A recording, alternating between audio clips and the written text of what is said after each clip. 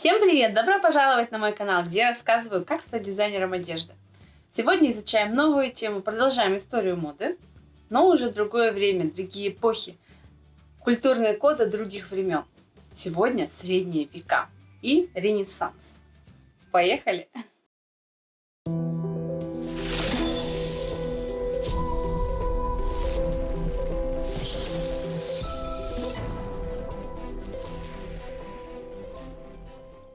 Средние века делятся на три периода. Это раннее средневековье, конец 5-го, середина 11 веков, высокое или классическое средневековье, середина 11-го, конец 14 веков, и позднее средневековье, эпоха Возрождения, это 14-16 века. Также выделяют три периода искусства средних веков. Это раннее средневековое искусство, 5-10 века, романский период, это 11-й, первая половина 12 веков, и готика, вторая половина 12-15 века. В V веке после падения Римской империи начинается новая эпоха в истории Европы. Рабовладельческий строй сменяется феодальным, общество начинает делиться на феодалов и крепостных крестьян, городская культура приходит в упадок, и основной ценностью становится земля, и правообладание землей определяет сословную иерархию. Народы, заселявшие Европу, были разными, но их одежда имела общие черты. В период Средневековья европейская культура развивалась в одном направлении, которое задавала им христианская церковь. В основе европейского костюма лежит крой, драпировки античных времен уже были забыты, лежит крой, который уже обрисовывает фигуру. И уже в это время начинают активно шить. Появляются предметы роскоши, богатые ткани благодаря открытым новым торговым путям. Активно развивается мода в головных уборах, одежду, кстати, не стирали и передавали по наследству. Мыться считалось опасным для жизни и для здоровья. Только представьте, какой запах стоял в этих замках.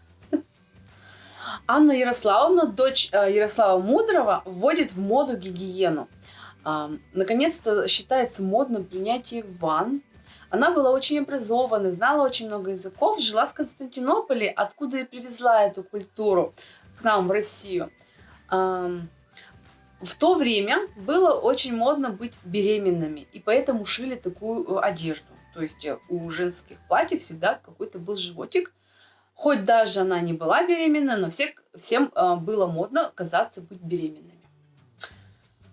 Также высокий лоб женщин говорил о высокой нравственности, поэтому женщины даже сбривали волосы по линии волос, просто по линии роста волос, чтобы лоб казался выше.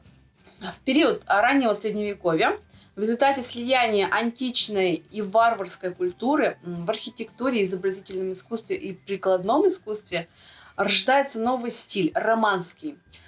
Отличительной особенностью этого стиля является монументальность форм, массивность и четкие конструкции.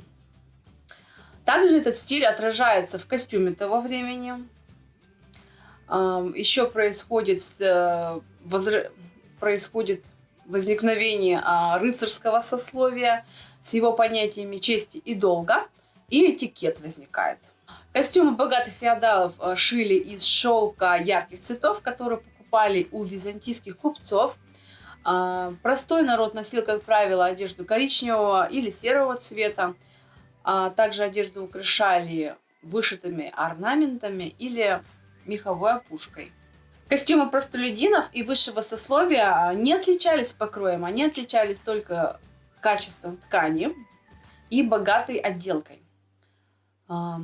Также в костюме романского периода все практически части являются накладными, за исключением плаща. Причем плащ закрывает полностью все тело. И здесь уже видно влияние христианства, чтобы тело должно быть все полностью закрытым. Женщины носили длинные закрытые платья. Основная одежда это была рубаха, штаны, плащ и покрывало. Цвет, украшения и материал придавали общность какой-то определенной группе людей, клану или роду. Также носили ми-парти, это костюм, разделенный цветами вертикально пополам. Далее будут эти костюмы уже носить только шуты и клоуны. Сюрко – это просторный и длинный плащ, нарамник, который часто украшается гербом его владельца. Он похож на пончо и имеет разрезы спереди и сзади и без рукавов. Также еще носили в то время дублет и шоссы. Шоссы – это такие штаны мужские, которым для придания объема их набивали вообще все разными вещами, штуками, даже опилками их наполняли, чтобы они имели определенный объем. Женщины носили костюм из 2 туник. Нижняя называлась кот, а верхняя сюрко. Длина их была до щиколоток, и одевались они одна на другую. Под нижнюю тунику одевалась рубаха из полотна, она называлась камиза. У кот были узкие и длинные рукава, а у сюрко широкие и короткие, либо их вообще не было. Верхняя туника подпоясывалась. Туника имеет трапециевидную форму, сильно расширенную к низу.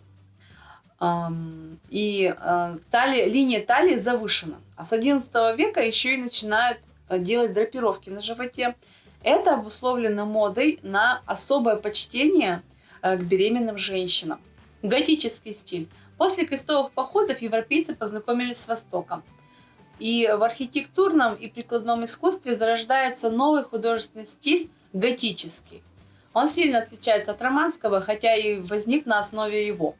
Архитектурным сооружениям и мебели готического стиля характерны изящество, легкость форм, вытянуть, стремление вверх. А также готические сооружения – это конструкции из стрельчатых арок, опор, столбов и витражей. Вытянутые пропорции, стремление вверх, изящество и сложность форм также приобретает и костюм того времени. И особенностью костюма средневекового также становится подражание рыцарским латам. Впервые в костюме появляются вшитые рукава, но поначалу пришивали их лишь временно, на 1 день, а вечером отпарывали, потому что иначе не могли снять эту узкую одежду, которая не имела застежек. Либо рукава еще могли привязывать шнурками. Позднее, когда в платье появляется застежка, рукава пришиваются насовсем. Самой модной и дорогой тканью считался бархат, а излюбленным орнаментом – растительный. Костюм женщины позднего средневековья подчеркивает женственность. Культ прекрасной дамы противостоит влиянию церкви, учению о греховности плоти. Женская одежда становится менее закрытой. Подчеркиваются формы фигуры, а также выявляется физическая привлекательность женщины. В женском костюме по-прежнему остается кот и камиза. Нижнюю рубашку женщины украшают вышивкой и окрашивают ее в кремовый цвет настоем шафрана. В женских платьях талия удлиняется, у юбки появляется шлейф, а также появляется огромное количество вариантов рукавов, форм именно. Они могут быть широкими, они могут быть колоколообразными, либо узкими и длинными, которые внизу завязываются в узел. Коротким рукавам могли пришивать длинную декоративную полосу ткани.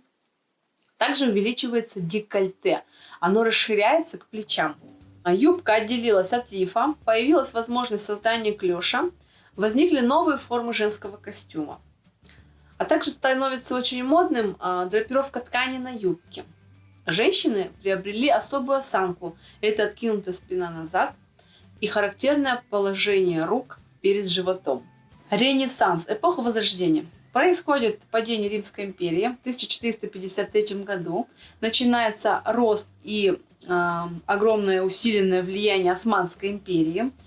Изобретается огнестрельное оружие, что приводит к концу рыцарской эпохи.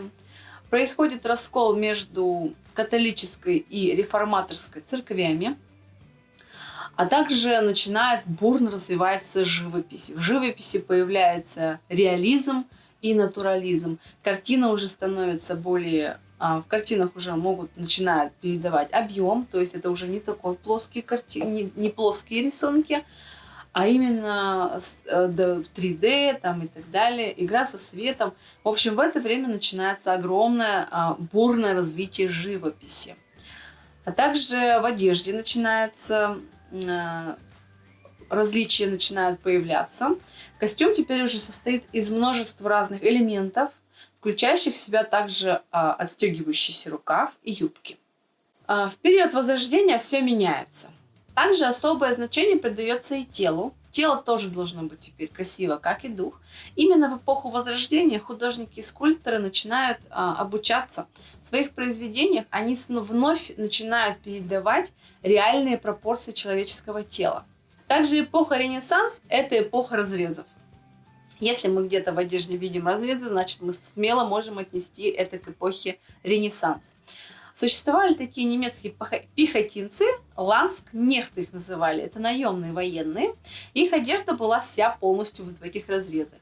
И далее вот эти разрезы уже ввели в моду. Были также престижные рукава, причем престижные сами рукава шились из самой дорогой и богатой ткани. Само платье сшилось из более простой. Все потому, что ткани были дорогими, а на рукава расход был самый меньший. В моду входит черный цвет. Простым людям запрещено носить цветные вещи, только темные или черные. Впоследствии черный цвет возьмет себе протестантская религия. Протестанты, кстати, считали, что деньги – это благо, они помогают жить лучше. Католики, в свою очередь, считали, что деньги – это зло, это соблазн дьявола. Также существовали еще старообрядцы, которые придерживались взглядов протестантов в отношении денег. Символичными становятся цвета. Например, желтый цвет был закреплен за сумасшедшими и проститутками. Венеция была колыбелью моды. Златокудрая красавица – это эталон женской красоты. Тициановский рыжий цвет волос – это цвет волос, обесцвеченных от солнца. И также, кстати, не только от солнца, их обесцвечивали разными другими способами. И, кстати, в домах часто имелся такой на последнем этаже балкон, куда дамы выходили, садились, одевали шляпу широкополую и на нее распределяли свои волосы. Еще какими-то разными примочками это все делали для того, чтобы волосы еще сильнее обесцвечивались на солнце. Также подвески носили наоборот вверх ногами. Таким образом и закрепляли их и так носили. Также носили катурны. Я рассказывала в прошлом ролике, что такое катурны. Это обувь на платформе. Но здесь они уже достигают высотой до 50 сантиметров. Это просто даже страшно представить, если дама упадет с высоты такой, с 50 сантиметров. В эпоху Ренессанса была мода на плоскую грудь. Если посмотреть картины этой эпохи, сразу видно вот эту вот плоскую грудь. Это особенно Венеция. Маленьким девочкам накладывали большие камни на грудь, чтобы она не росла во время сна. А также носили жесткие утягивающие корсеты, а даже иногда и металлические. Также считалось красивым иметь высокий и гладкий лоб, не скрытый волосами, а слегка ими обрамленный. Считалось некрасивым иметь брови, поэтому их всех выщипывали. Причем как и женщинам, так и мужчинам выщипывали. В эпоху Возрождения особое значение придается естественности, натуральной красоте. Подчеркивается естественность именно в человеке. Из одежды носят дублет, камзол, бричес и фреза. Очень модная фреза входит в моду. Она очень различных бывает форм, бывает очень больших, объемных, либо небольших и маленьких, аккуратненьких, но очень модно это. Огромное спасибо, что досмотрели это видео до конца. Я надеюсь, оно было вам интересным и полезным. Тогда не забудьте поставить лайк и подпишитесь, если вы еще этого не сделали, чтобы не пропустить новые ролики. А мы с вами увидимся через неделю. Всем пока!